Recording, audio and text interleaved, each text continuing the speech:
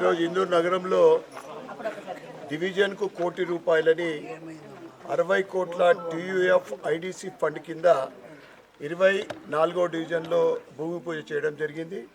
ఈ కార్యక్రమానికి ఇప్పకాయల సుమిత్ర కిషోర్ మరియు భారతీయ జనతా పార్టీ సీనియర్ నాయకులకు, గల్లీ వాసులకు, సోదర సోదరులందరికీ కూడా ఈ సందర్భంగా శుభాకాంక్షలు, శుభాభినందనలు తెలియజేస్తూ, ఏదైతే ఒక మాట చెప్పాలంటే నాకు మా కిషోర్ మీద ఈర్ష్య ఉన్నది. ఎందుకంటే ఎక్కడికి వెళ్ళి చేసిండో ఏం చేసిండో కానీ కోటి రూపాయలంటే 2 కోట్ల పని చేయించుకున్నాడు. అంటే 17 రోడ్లు, 12 బీటీ, ఇప్పుడు అక్క అన్నది మాకు బీటీ కాదు సీసీ అన్నది, 5 సీసీ రోడ్లు పడతా ఉన్నాయి. ఇక్కడికి ఆగిపోలేదు, అభివృద్ధి అనేది ఆగిపోదు.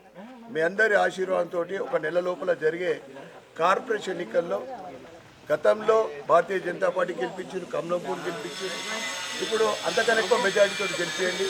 ఎందుకంటే గతంలోనే మున్సిపల్ కార్పొరేషన్ కొద్దిలో ఒక మూడు సీట్లతోటి కోల్పోవడం జరిగింది. మనం ఇంత ఆలస్యం 3 సీట్లతోటి కోల్పోవడం జరిగింది.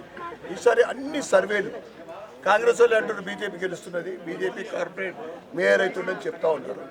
తప్పకుండా ఇందూరు మున్సిపల్ కార్పొరేషన్ మీద భారతీయ జనతా పార్టీ మేయర్ కాబోతా ఉన్నాడు.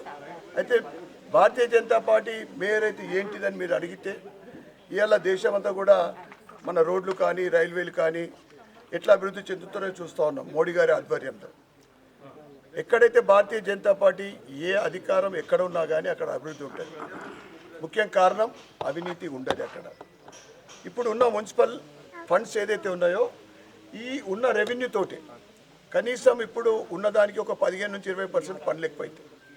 దాంతోపాటు రెవెన్యూ ఇంకా బాగా అక్కడక్కడ కోట్లతోటి అది దాంతో ఇట్లా ఆగిపోయినాయి ఉంటాయి. కనీసము సంవత్సరానికి 10 నుంచి 15 కోట్ల రెవెన్యూ పెరుగుతుంది. అవన్నీ కూడా మన అభివృద్ధికే పనిచేస్తాయి.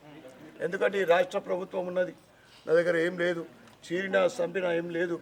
మా కాంగ్రెస్ అంటేనే ముస్లిం అంటేనే కాంగ్రెస్ అని చెప్పే వీళ్ళు చేస్తారని ఏం లేదు. మీ అందరి ఆశీర్వాదంతో కార్పొరేషన్ గట్టిగా గెలిపించండి.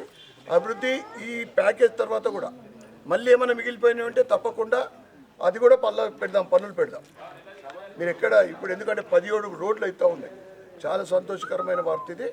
మీ అందరికీ మరి ఒక్కసారి ఇక్కడికి విచ్చేసిన అందరికీ, గల్లీ పెద్దలకు, సోదర సోదరిమణులందరికీ కూడా ధన్యవాదాలు చెప్తున్నా.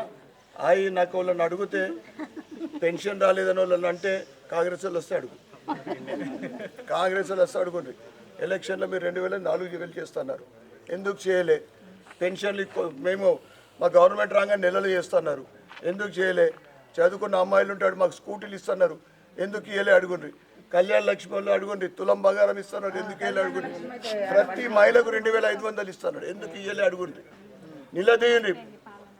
అంటే వాళ్ళు ఇచ్చినాయి, మనం కొత్తగా ఏం అడుగుతలేం, వాళ్ళు చెప్పినాయే అంటున్నాం. మనం అన్నారా ఎలక్షన్ అప్పుడు అన్నీ మర్చిపోయారు, అందరికీ మోసం చేసి ఇవాళ కాంగ్రెస్ అంటే ముస్లిం అంటారు. ఎందుకంటే హిందువులు ఓటేసే పరిస్థితి లేదు అలా. అంటే ఎవరు ముస్లింలు ఎవరు ఏమని మాకు చెప్పే అవసరం లేదు.